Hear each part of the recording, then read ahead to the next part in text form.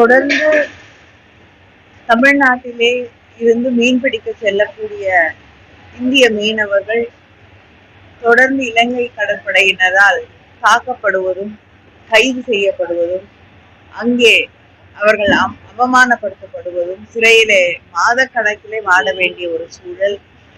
அதை தாண்டி அவர்களால் கனவு கூட காண முடியாத, நினைத்து பார்க்க முடியாத ஒரு தொகையை அபராதமாக விதிப்பது, படகுகளை நாட்டுடைமையாக்கி அவர்களுடைய அடிப்படை வாழ்வாதாரத்தையே சிதைக்கக்கூடிய தொடர் நடவடிக்கைகள் நடந்து கொண்டிருக்கக்கூடிய சூழலிலே நம்முடைய மீனவர்களை நாம் பாதுகாக்க வேண்டும்.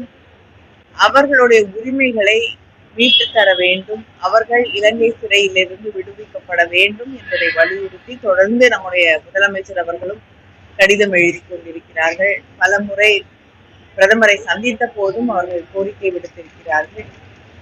அதைத்தான் நேற்று நாடாளுமன்றத்திலே நடந்த விவாதத்திலே நானும் வலியுறுத்தி பேசியிருக்கிறேன்.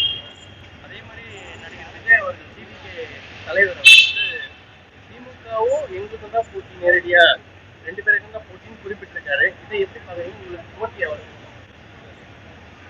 எல்லாரும் திமுகவை தான் போட்டியாக நினைக்கிறார்கள். நிச்சயமாக திமுகவுக்கு போட்டியாக யாரும் இல்லை. முதலமைச்சர் அவர்களுக்கு போட்டியாக வேறு எந்த தலைவரும் களத்தில் இல்லை என்பது தெல்ல தெளிவாக தெரியும்.